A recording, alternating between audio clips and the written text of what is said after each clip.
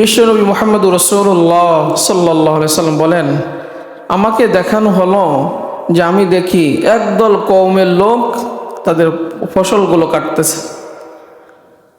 পিছন দিক ফিরে তাকিয়ে দেখে হুবহু সেরকম সেম ফসল আবার পিছনে হয়ে গেছে সাথে সাথে। আমি জিব্রাইল আলাইহিস সালামকে জিজ্ঞাসা করলাম, ভাই জিব্রাইল, এইটার হাকিকত কি? এটা তোমার বুঝে আসে না।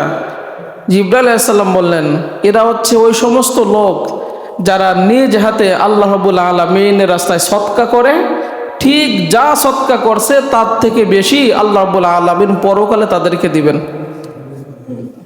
এই যে কোরআনে আসছে সূরা বাকারায় যে কোনো ব্যক্তি যদি 1 টাকা আল্লাহ রাব্বুল আলামিনের রাস্তায় সদকা করে, আল্লাহ রাব্বুল আলামিন ওই 1 টাকা সমপরিমাণ 700 টাকার বেশি সব করা দান করা সব দিয়ে দেন।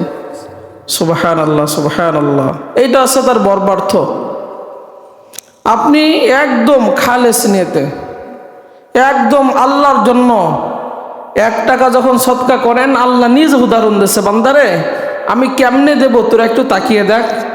তোরা যখন একটা শস্য দানা, একটা বীজ যখন তোরা জমিনে রোপণ করিস, ওই একটা বীজ থেকে আমি রব্বুল আলামিন একটা গাছ দিলাম, শস্য গাছ দিলাম। ওই একটা গাছে, একটা বীজ থেকে একটা গাছে আমি রব্বুল আলামিন 7টা শীষ দিলাম। চিন্তা করছেন কখনো? ধরেন একটা সরিষা দানা কতটুক, একটা গাছ হলো, একটা গাছ থেকে দেখেন না অনেক শীষ হয়, অনেকগুলো শীষ হচ্ছে। প্রতিটা শীষে আমি রব্বুল আলামিন যদি 100 দানা দিতে পারি, তাহলে তোর ওই 1 টাকা আমার রাস্তায় সদকা করলে কেন আমি 700 টাকা দিতে পারবো না? কার কথা? আল্লাহ রাব্বুল আলামিন। বিশ্বনবী বলেন, আমাকে দেখানো হলো যে ফসল কাটতেছে, পিছনে ব্যাকে তাকিয়ে দেখে যে হুবহু সেম ফসল।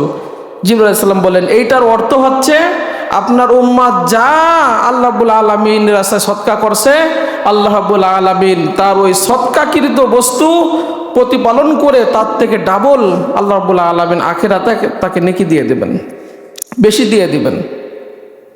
নবীজি বলেন, আমাকে দেখানো হলো, আবার যেহেতু আমাকে দেখানোর জন্য মিরাজ করানো হলো, আমি দেখি